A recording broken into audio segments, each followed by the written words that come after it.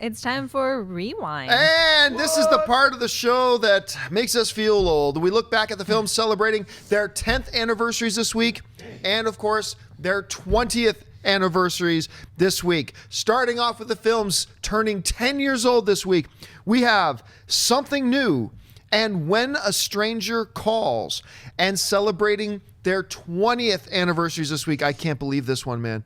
Black Sheep turns 20 years old this week.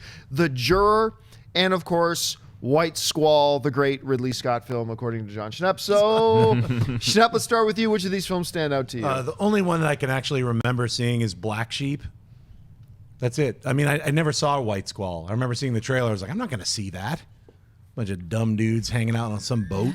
Forget it. I've had enough of that. And then The Juror, I'm not going to see that. Some weird, stupid courtroom drama. I'm not going to see it. I just remember, like, I saw the trailer and I'm like, I'm not seeing that. And the other two, I don't even know that they existed. Something New is like something I didn't know existed. And I already forgot the other one. When a Stranger Calls. When a Stranger Calls, I think it was the reboot of I never dialed back. I was like, threw the phone away. So the only thing I remember is Black Sheep. And I remember laughing, but I also it's melded with Tommy Boy. So I can't really separate those two movies. Like, I think of scenes and I'm like, is that from Tommy Boy? So all the scenes that he's in a like a weird factory messing things up, that's Tommy Boy. That's Tommy Boy. At Callahan Motors. Yeah. Okay. So then everything else is Black Sheep. Well, seeing as you pulled that out, is it redundant to ask you which of these films stand out to you?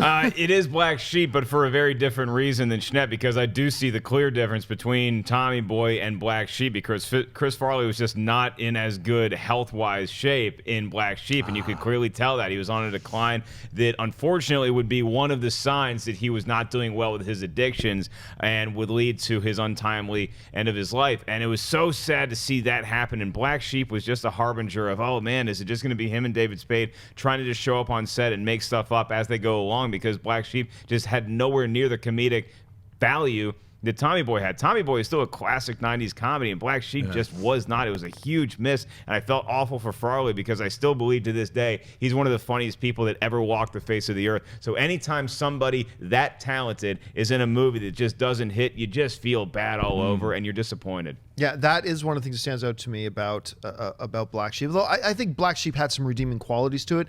It was clearly the inferior stepchild to Tommy Boy, which was hilarious. And one of the many sad things of the early passing of Chris Farley was that I believe if he could have gotten healthy, and I don't mean lost all of his weight, but just gotten healthy, at least to a healthier state like he was in Tommy Boy, whatever. I think him and David Spade could have had a very long career.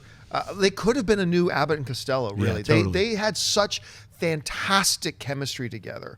Like, and even in kind of a dud-like movie as Black Sheep, the chemistry between them, you can still kind of feel it, And I think they could have had a long career. I'm not saying like made 50 movies together, but I bet you they could have made 4, 5, or 6 movies together. I think they all would have been great. So, that really stands out to me, So too. what we're all trying to say is go right now and watch Tommy Boy. That's what we're trying to say. If you haven't watched Tommy Boy, by the way, see Tommy Boy. Or watch Farley on SNL. I mean, again, he's in my top 5 SNL cast members of all time just on that show. He's just a comedic force, And the likes of which we will never see again. Who doesn't have in like their top 5 favorite SNL skits of all time, Chris Farley, Patrick Stewart, Patrick Stewart too. Doing the Chippendales dance off is one of the funniest things Saturday Night Live has ever done.